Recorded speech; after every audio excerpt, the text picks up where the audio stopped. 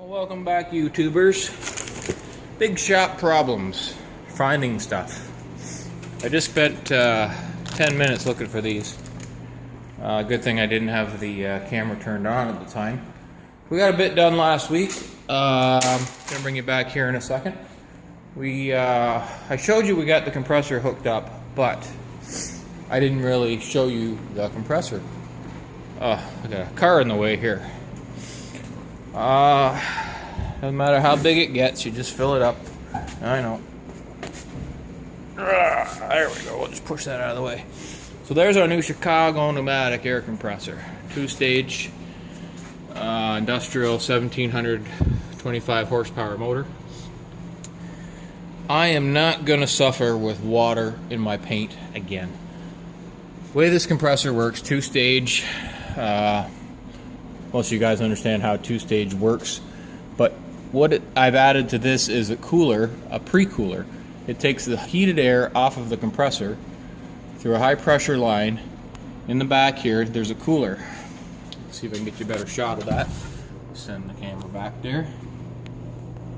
It's a cooler that's connected to the fan. That goes through there. Another high pressure line comes out the bottom of it, and then goes into the tank. So that's supposedly going to lower the temperature by, I don't know, down to 60 degrees or something like that, or 60%, I'm not sure. Out of that, I got my main regulator, because I don't need more than 100 psi in this shop, because this thing will go to 175, with another water separator, flexible hose, up to copper, which then the copper comes around here. I've got a drop on the line here, with a drain, in case I need it.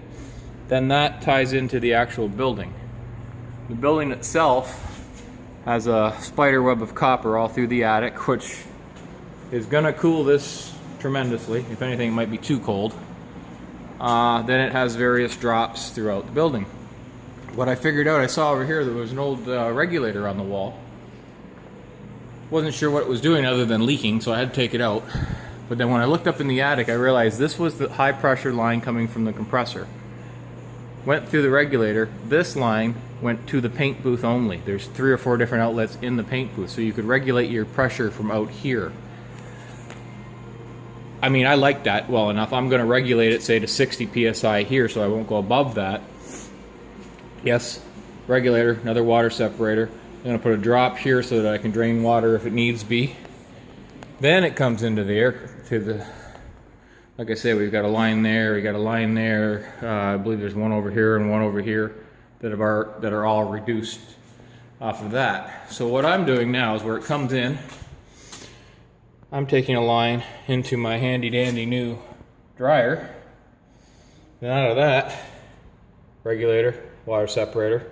This is all I ran before at the other shop, and I did okay. Then we go into our nice, clean, brand new, not used for anything but paint, tractable airline. What I was just about to do, I thought I'd bring you along, was add these little guys. These are the things you find in little electronic, when you buy electronics and whatnot, to say, hang on a second, I'm going to need another hand to open this. Okay. Now what you got to do with these is add them to that. I don't think that's going to work.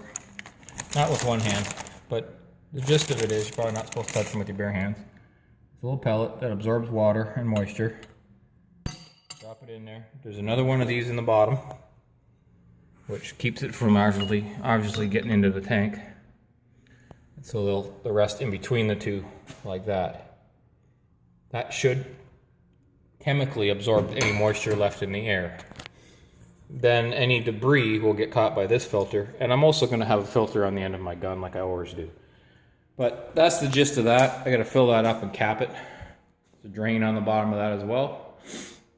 I'll have plenty of air movement with these fans, and I can control them one or the other. I don't have to have them both running. I just need a little bit of airflow while I'm wiping the car down or something, and then crank it up when I'm clear coating. We fixed all the lights in here. Added a few, took away a few. There was a lot of lights on the ceiling, and I didn't like the idea of that, neither did the owner of the place, because it was just trapping stuff. So that, you know, if your airline blew it and then just knocked dust down on your paint job, it would have been heartbreaking. Those alone are worrisome that they're going to collect dust, but I took the ones off the ceiling and put them in the back corner, because when the door is closed here, it's kind of a dark zone. But plenty of light, considering what I've been used to. And then these will be my filters. I gotta do one more over there. And that's pretty much it for the paint booth. Airlines should be tied in today. We're back on the Monte Carlo. I took the windshield out last week. We've got the new windshield sitting over there in the corner. I was hoping Buddy would come over today and give me a hand to put it in. I can manage, but it's a lot nicer with two people. We all know that. I'm going to put the front windshield and the rear windshield in before I paint it, just so I won't be fumbling over top of a paint job. Gotta hit this with some wire wheel, get all this cleaned up, and get some paint in there. But other than that, that's your update for this morning. We'll bring you along a little later as we get more done. See ya. Okay, so we're doing some work today, not just on the shop. I've cleaned up around the window frames, dressed what I could. There's some clips need to be dug out. The front was fine. I gave a little coat of some black paint, and I put the primer on it now. This is a, I'm not sure what they call it, a black, there you go, let's call it primer. That's what it is. For help the window stick. The other thing I like about it, and I'm sure other guys do, you frame your outer glass with it like that, and then the rubber butyl that goes in behind there disappears behind it. Gives it a nice clean look that way. Word to the wise, don't put it on very heavy, because then it just runs and drips and you got to clean it all up, but that's what lacquer thinner's for. But you guys know the way I am. I just learn as I go. If somebody out there knows exactly how to do it, well, you should have been here. But anyways, the back window's ready. I don't have the back window. The owner's supposed to bring it this afternoon. But other than that, that's what I've been doing. Just cleaning up the grooves and stuff like that. Carrying on the Monte Carlo. Oh, 57's still here. Anyways, see you guys. It's Sunday morning. We're back out at the shop. Things are getting clearer. Got the windshield in. Had a little situation. I put the butyl stuff on where the other stuff was sitting. It seems this windshield is quite a bit smaller. I mean, I got a finger's width on either side. It's balanced, but I didn't have enough.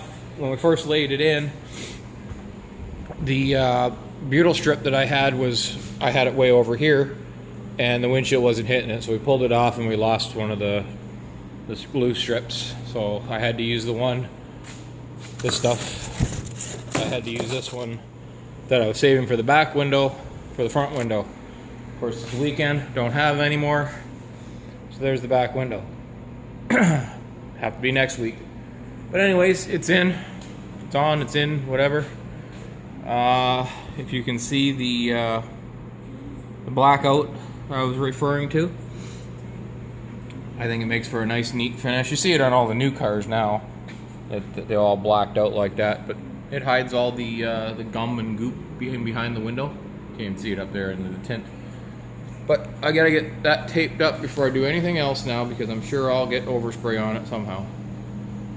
Anyways, that's about all we did. I got that done and then shut her down for the day. Got a little bit of snow today, so I didn't get out here quite as early as I wanted to. But here we are. If anything changes, I shall bring you along. So here's what I'm up to now. In the paint booth here, this is an outside wall. And for some reason there's outlets in it. Maybe it wasn't originally designed to be a paint booth, but they're there. My concern is, when you turn the exhaust fan on, you create suction in here. And if the filters don't let enough air in, it's going to try and sneak in through here. Not only is it going to bring cold air in, but it could be bringing dirt from inside the wall. I picked up some of these little inexpensive little insulators, and that's what I'm doing. There you go, guys. Getting her done. See ya.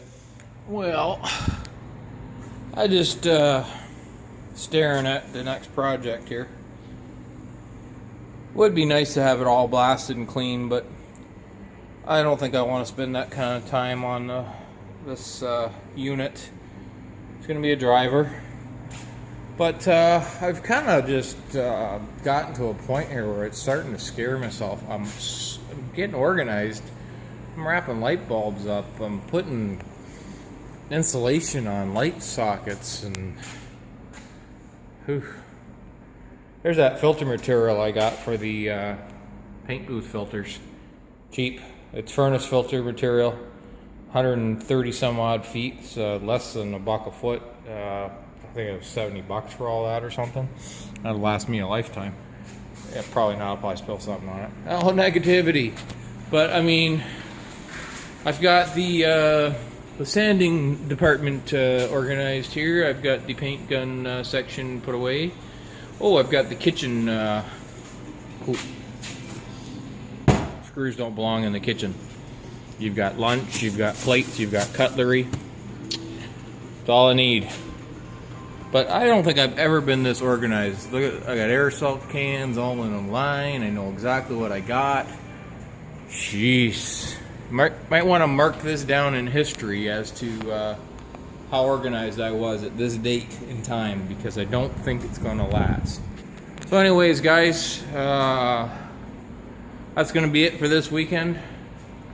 Got snow to shovel out here. I didn't get much out. Well, I didn't do anything else on the Monte.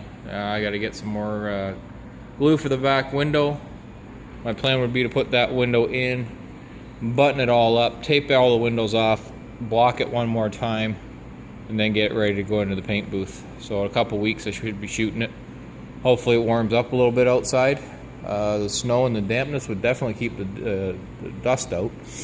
But I turn the exhaust fans on. I'm gonna have to crank the heat to keep it warm enough. But I think we can manage. That'll be it for today from the shop.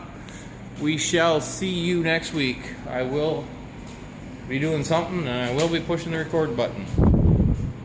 See ya.